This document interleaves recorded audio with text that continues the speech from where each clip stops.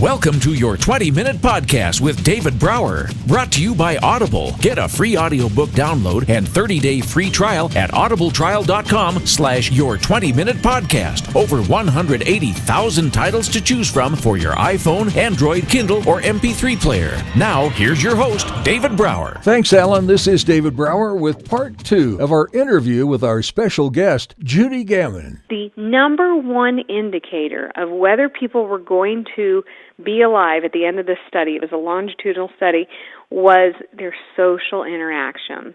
Were they social, and did they have friends, and were they doing things with other people? And this, I think, is the first time that this has really come out and in the forefront as much. And part of it is because we've become addicted to our phones and our computers, and we think that a friend is someone who hits the like button on a social media, or that's right. Shares a post or what have you. We've got to get back to real human interaction. There's a reason that we have all of these cell receptors, all these nerve receptors, touch receptors on our body, because we're supposed to be giving people hugs and patting them on the back and talking to them, and there's things that go on in the brain when you actually look at another human being's face and have a conversation in live time. And they've used functional MRI to realize that doing that on the computer doesn't change the brain. This has to happen in real time, and we've got to make sure that we're having these relationships with our kids, with our spouse, with our friends, with our family. We have to. It's critical to our survival. Absolutely. I couldn't agree more. I remember when I retired from a marketing job a few years ago, and by profession, I'm a voice actor, so I sit in the studio all day and record stuff and send it out, whatever. And as I moved into this full-time, my wife says, now be careful, because you don't want to give up that social aspect of your life. You don't want to have a vitamin D deficiency. And I'm as much as an introvert as I've always been, I realize the importance of social interaction and having my friends. And so when I retired, I even got a dog because I knew the dog would help me get out more, be more social, and I could look at her in the face, And and then getting back into really having a few close friends, not a ton, but a few close friends, and being able to interact with them at least on a twice a week basis makes all the difference in the world to me. Well, guys used to sit around the barber shop, or they used to go down to the coffee shop. Right. And we've got to get back into that.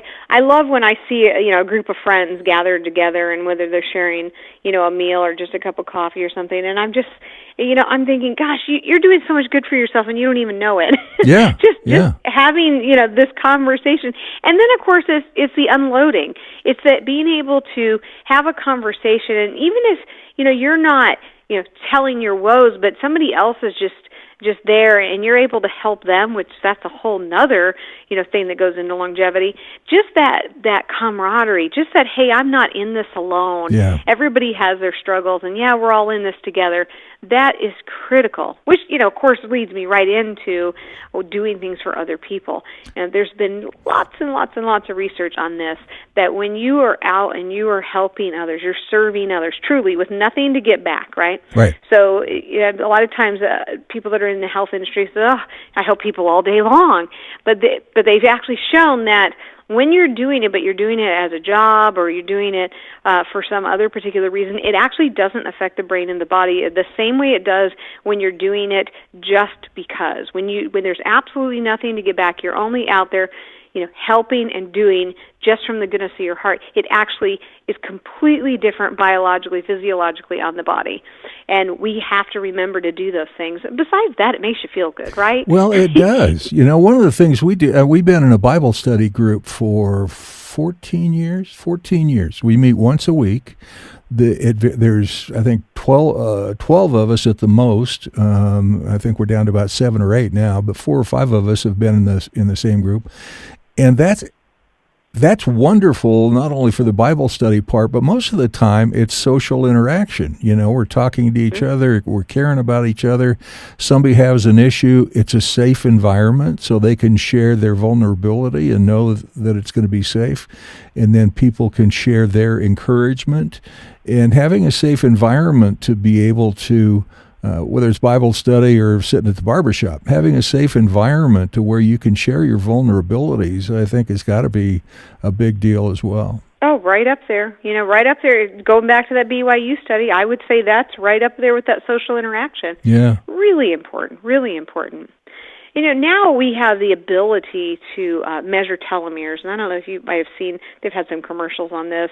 I'm not sure how they do it. We do a telomere test at Executive Medicine of Texas. It's sent out, and we get it back in about 2 weeks.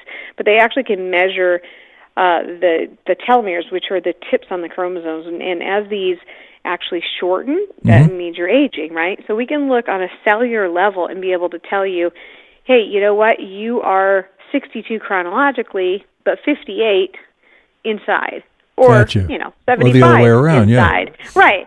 But the reason that we do it is not to frighten people. And people sign up and say they want to do this because it sometimes can be a very educational tool, especially if you have someone who's done some poor or is in the middle of doing some poor lifestyle habits. Maybe they're a drinker, maybe they're a smoker, maybe they have diabetes and they just aren't taking it quite as serious as they should be, or pre-diabetes.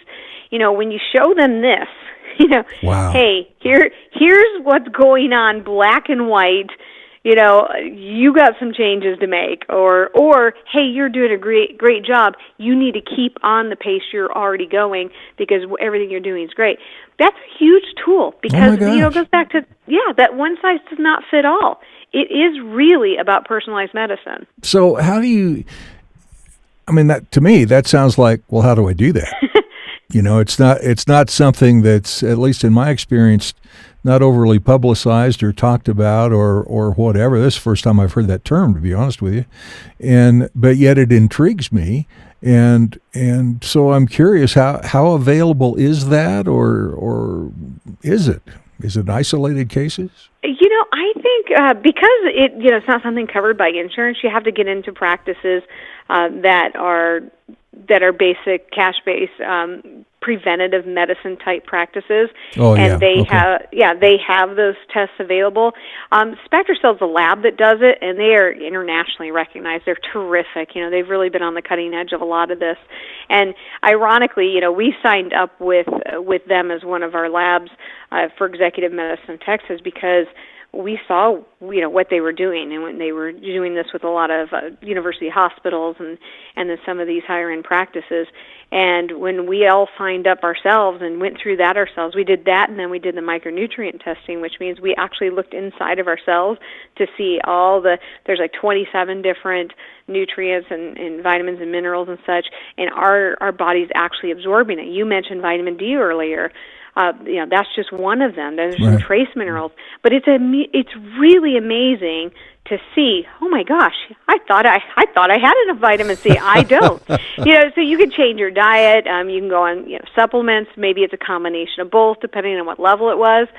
But what we see in a lot of times in this country is you go to the doctor and you say, I don't know, I'm feeling down. Oh, have you been sad lately? Yeah, I've been sad. Are you sleeping well? No, not really. They write you a prescription for antidepressants. Exactly. Never, ever checking your vitamin D level, your B12 levels. Some of these things that are so easy to fix, gosh, and instead we go on antidepressants, and when we go on the antidepressants, you're depleting other nutrients, and it's a vicious cycle. You can't get off of them. Yeah, absolutely. Fortunately, I have a great doc it's interesting because when we sit down to discuss whatever's going on in my life, he systematically jots everything down on a piece of paper and all of his ideas and all of his thoughts and all the different directions and options that we could talk about. And so then we go through them one by one. Well, if we do this, that could lead to that. If we do this, that could lead to that. So why don't we do that? Because that won't lead to anything. And it's just a brilliant way for me to communicate with my doc, have confidence in my doc, and know that he's not jerking me around, Well, man, it's so true. Your doctor sounds like a chess player. My husband's a physician there you go. and a chess player as well. Yeah. And he always is thinking, if this, then what? But we need more of that. We need more of, thinking about the long-term consequences. I'll give you one real easy. Everyone's going to recognize, right? It's these PPIs, all the Prilosec, all these things that we take for heartburn, right? A lot of them went over the counter. Right. They've got celebrities saying, "Oh, you should take it," right? "Oh, I've been taking it forever." Well, I don't know if you noticed, but all the "I've been taking it forever" stuff kind of went away because there's been some new research coming out that long-term use of these PPIs, proton pump inhibitors, is actually causing kidney damage. So irreversible kidney damage. Right. So what we've done, instead of saying, okay, let's find a way to control your indigestion, your acid reflux, let's start by changing your diet. And let's go the natural route. There's certain things you can put into your diet that will change the acidity of your stomach acid. Why aren't we doing that instead of just throwing a pharmaceutical out there? Because once you throw a pharmaceutical, it's that whole chain effect. What next? If this, then that.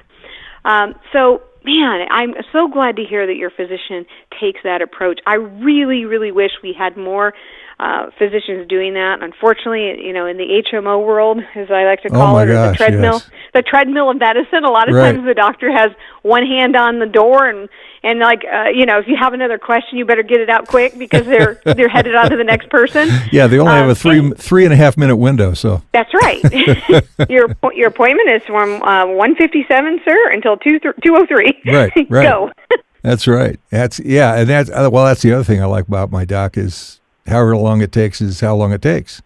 And, and I think we all as patients appreciate that personal touch. It's really, really, really, really, really important for your attitude and your health. I know I had what's it called? Reflux. There we go. Reflux. Uh-huh. I had reflux for a while. In fact, my mom had it so bad that she was drinking like a bottle of Maalox twice a day. It was disgusting.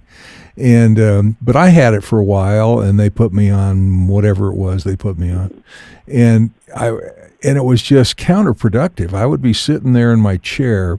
I would feel an acid reflux thing coming on. If I didn't run into the bedroom and lay down, I was gonna pass out. I was gonna faint. And it just scared the crap out of me. And so I told the doc, I said, I'm not doing this. Here's what's happening. He said, okay, that's cool. That makes sense. So what do you want to do? I said, I'm getting rid of tomatoes.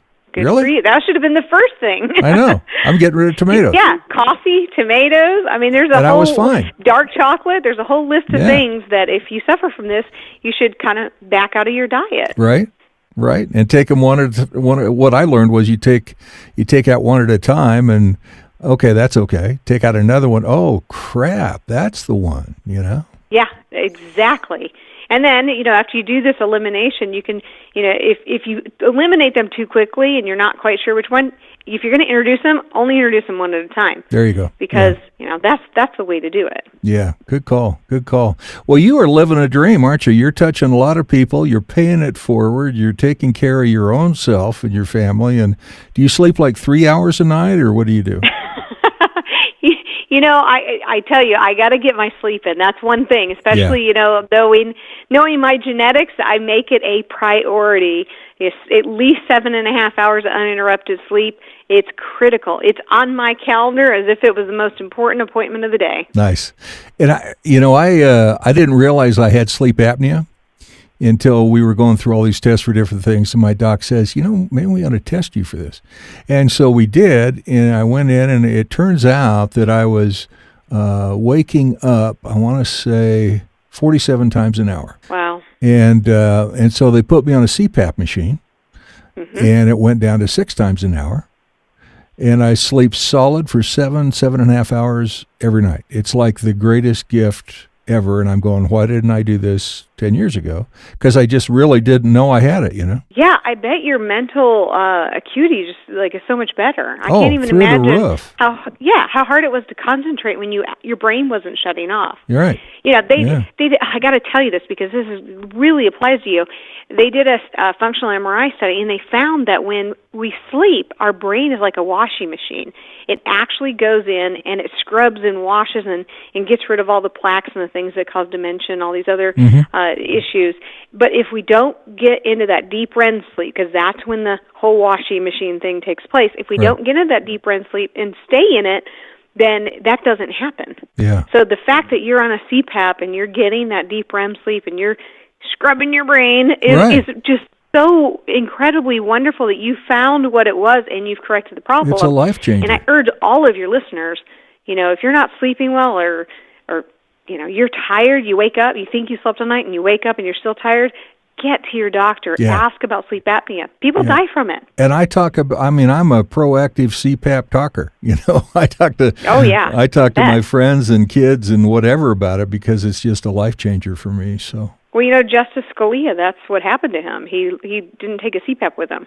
A lot of people that kind of just got, that's what got swept under the rug. But that was the end result. Yeah, he died in his sleep, but he died in his sleep because he forgot his CPAP. Yeah, when I got mine, they gave me a carrying case for it, and it has a tag on it so that it doesn't count as luggage. Oh, yep. That's good. They don't want any reason for you not to take it. No, exactly right. Exactly right.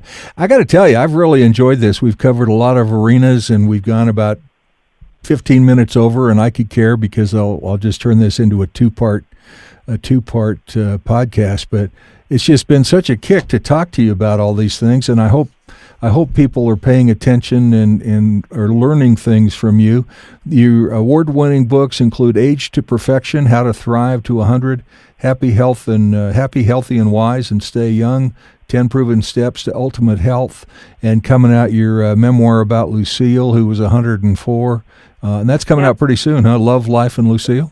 Yeah, Love, Life, and Lucille should be out by the end of the year. Mm-hmm.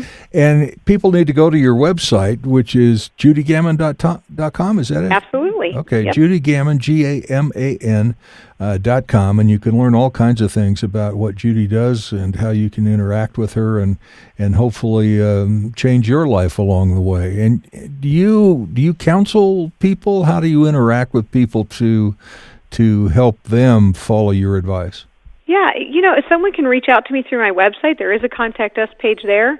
And then, of course, at Executive Medicine of Texas, where I am most of the days, they can also go to emtexas.com. We see people from all over the globe for half-day exams and real true plans on how to live longer and stay healthier for as many years as they possibly can. And you have your own radio show nationwide. How can people listen to that if they're traveling around or what have you? Are you on Sirius? Or? Yeah, it's called Staying Young Show. We're on 57 stations across the nation. Nice. And you can go to stayyoungamerica.com to see the stations in your area.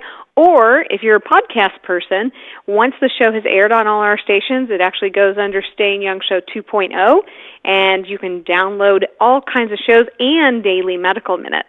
So little quick tips. That is awesome. Wow, you are using the social media to everybody's advantage. That's pretty sweet. Not everybody gets that. Well, when you can't change the whole world, but if you can influence somebody to make a good, healthy decision, the day's been a good day. Hey, you take your life one step at a time. You help somebody else one step at a time, and raise your attitude and pay it forward. You got some pretty good stuff there. Well, thank you so much for having me on. I've really enjoyed it. My pleasure, Judy. Judy Gaman, judygaman.com, GAMAN. Thanks a lot. Thank you. Your 20-minute podcast with David Brower has been brought to you by Audible. You can listen to any of David's podcasts anywhere podcasts can be found, including iHeartRadio, the Spotify mobile app, and at davidbrowervo.com/your20-minute podcast. Until next time, thanks for listening.